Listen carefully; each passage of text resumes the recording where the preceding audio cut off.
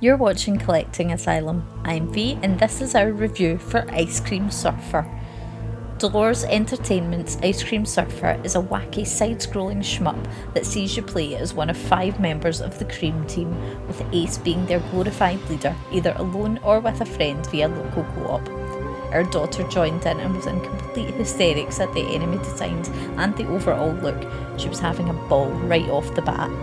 The evil broccoli, filled with hatred over the fact that kids aren't too keen on veggies and would much rather have an ice cream, has recruited himself an army of vegetables to destroy the flavour galaxy and put an end to this, so you'll need to take him down. So is this a sweet treat, or will it leave a bad taste in our mouths? Let's find out. There are 6 different food-styled planets that make up the levels that will see you surfing on an ice cream snack, hence the title, to wipe out enemies and reach the boss. Enemy types are tied to the world you're currently in, with decent variety ranging from the ramen planet's chopsticks and ramen bowls to the sun's monocled light bulbs. There are 5 characters to choose from, with each having their own flying ice lolly or ice cream, shooting pattern, as well as unique special move, which gives benefits to trying them all out.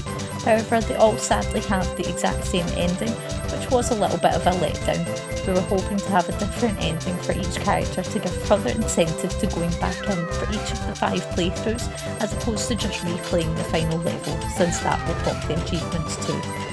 The pixel art is nicely done, with bright levels filled with simple but well-designed enemies and fantastically creepy, verging on grotesque bosses that really came as a bit of a surprise.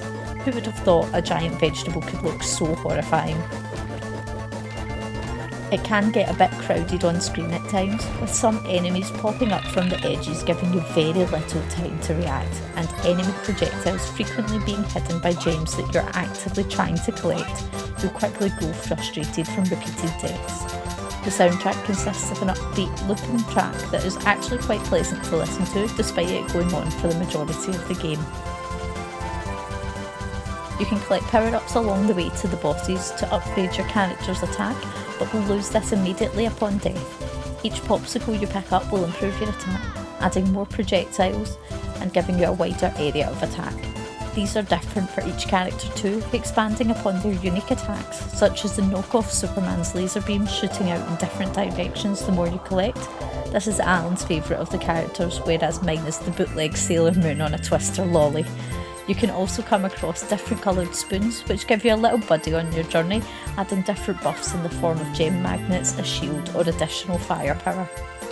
The game doesn't take very long to complete, however it does have achievements tied to playing through the full game as each of the 5 available characters, which will get you going back for more if you want to nab them all.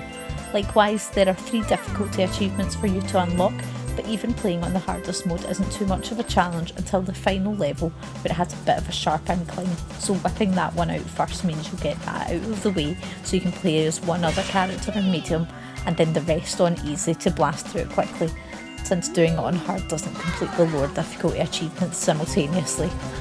You've got classic retro collectibles in the form of letters being scattered throughout the levels to spell out ice cream, and there's also a gallery with a lot of art to look through, as well as a pretty lengthy 2-part comic that tells some backstory, which was actually a pretty good read with some great artwork. There's not a lot of replayability on offer, despite the achievements forcing you to go back for multiple runs. It's quite lacking in content, even adding a few more levels would have sufficed. But for the short playtime it offers, we had fun. So if this sounds sweet enough for you, then you can get it for £6.69 on the Xbox Store. In the end, we decided to give Ice Cream Surfer the Collecting Asylum rating of 6.5 out of 10. Have you played Ice Cream Surfer yet? What did you think of it? Let us know in the comments below. And thank you to Dolores Entertainment for the Ice Cream Surfer Xbox review code.